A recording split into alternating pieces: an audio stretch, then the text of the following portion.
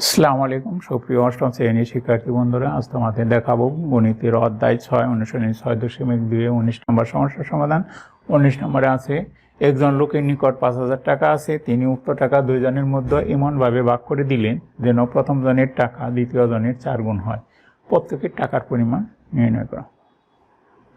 তাহলে আমরা ধরি প্রথম জন পায় x টাকা, দ্বিতীয় জন পায় y টাকা। প্রথম শর্ত মতে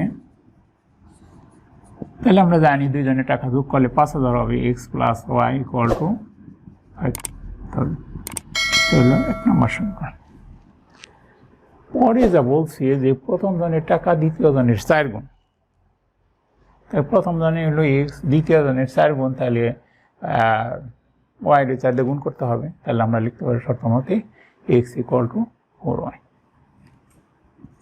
দ্বিতীয় শর্ত মতে x ইকুয়াল টু 4y হলো 2 নম্বর সমীকরণ। তাহলে এখন 2 নং হতে প্রতিস্থাপন পদ্ধতিতে করলে আমাদের এই সমস্যাটা সমাধান করতে সুবিধা হবে। আমরা প্রতিস্থাপন পদ্ধতিতে করব। x এর মানটা 1 নং সমীকরণে বসিয়ে দেব।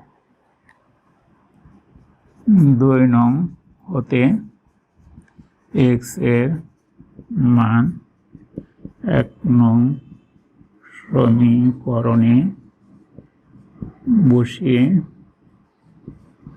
পাই। তাহলে x এর পরিবর্তে আমরা বসাবো 4y plus y equal to 5,000 বা 5y ইকুয়াল টু 5,000 বা y equal to 5,000 divided by 5 কাটলে হবে 1,000। সুতরাং y ইকুয়াল টু 1,000। তাহলে দ্বিতীয় জন